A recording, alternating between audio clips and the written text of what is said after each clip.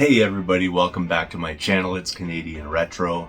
I've got my pickups and experience here from the Midwest Gaming Classic. Pretty excited about being able to show you all this. Headed down to Milwaukee, Wisconsin with my buddy and fellow Cartridge Club member James, also known as RetroPixel. So we flew down there together. Check out his channel, he's got a lot of footage and his experience as well. We got a hotel room together, which is basically right across from the convention center that the show was at. We went down on the Friday and came back on Monday, so we spent a good couple of days there and could take our sort of sweet time as we were going through the convention for a couple of days. So that was really awesome experience, and just got to go around through some local places, met up with other Cartridge Club members as well, and obviously I'll show you pictures and things like that. You've probably seen them all on Twitter if you follow me, so all that kind of goodness is all there. But I will get into my pickups here first, in case that's what you're interested in most. I didn't grab a lot of stuff because I basically just had a carry-on bag, and the sort of first two that I'll show you here, which is kind of funny, I bought at different tables and for different prices, but the price was too good, so I bought two of the same game. And that game is Ranger X, so I got two copies of it. This one here I believe was 20, and this one here was 25. I talked a seller from 30 down to 25 on that one, and then 25 to 20 on this one. So it was pretty good. I didn't have this in the collection. I thought it was a pretty killer deal. I know at game shows, up here, I'd probably be paying a lot more. Obviously, those prices are in USD, but I'd be paying a lot more even in Canadian up here. So I grabbed those, one to flip, one to keep kind of thing for the collection. And if I can find a case and manual one of these days, great. I'll be able to complete that. The second item here was something that's been on my wish list and sort of like a subset complete kind of thing, and that's NHL 98 on the Sega Genesis. I had all the other NHL games, and this was the sort of harder to find one, and it usually goes upwards of around $25-30, I think, and I was never really willing to pay that for a sports game. I got this one for 10, but it does have its issues. It is missing the manual, and basically you can see the artwork on it is in pretty rough shape. From the side it'll look alright on the shelf. Obviously if I can upgrade that again, that would be pretty nice, but the cartridge itself, I've cleaned it up, and it's in really good shape now. It was kind of ugly when I got it. There was marker all over it and things, but I used my specialty skills of cleaning things up, so I was able to clean that up, and I got that for 10 US, which I thought was a killer deal for that because I'd been looking for it. Again, I'm gonna have to upgrade the case at least and hopefully get the manual for it, but it's a good start right there and helps me to sort of complete my hockey Genesis set. The last game that I picked up at the show was this one right here.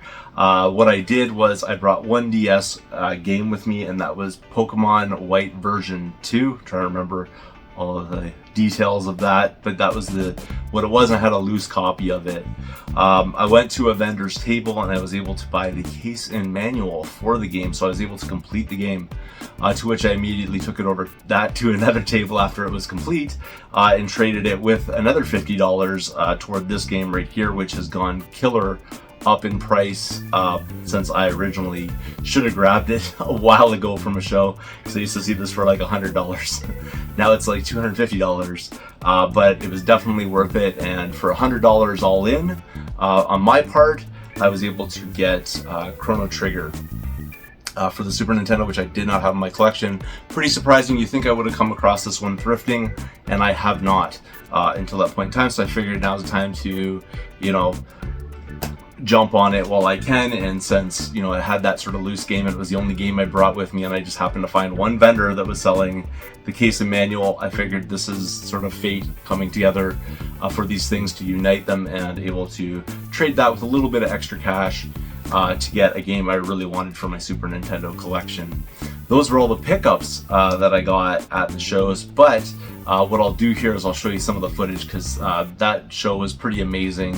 It was a multi-floor event. I mean, lots of things going on, different vendor rooms, you'll see a lot of different things. I couldn't even really get footage of it all. There's so many different things, but there's like different arcades set up. There was pinball machines. There was, obviously the vendor floor, and that was huge. There was wrestling going on. There was just like, it's hard to explain all the things that were going on there. You had different artists there. You had cosplay kind of things going on, and live action role play room, and there was just so many different things, developer rooms, and just lots of different things that you could do at the show. And honestly, within the 2 days, I probably could have spent even a little more time wandering around if I had any more energy to do so, that's for sure.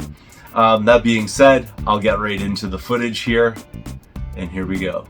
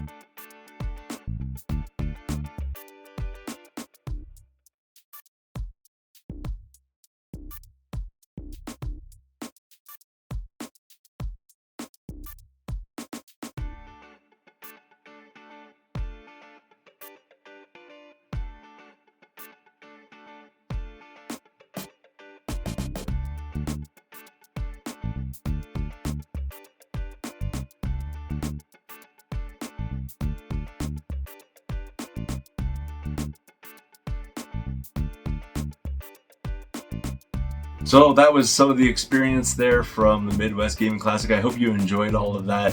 Thanks again for watching. If you haven't subscribed yet, please do feel free to thumbs up this video, comment down below, and I'll see you all later.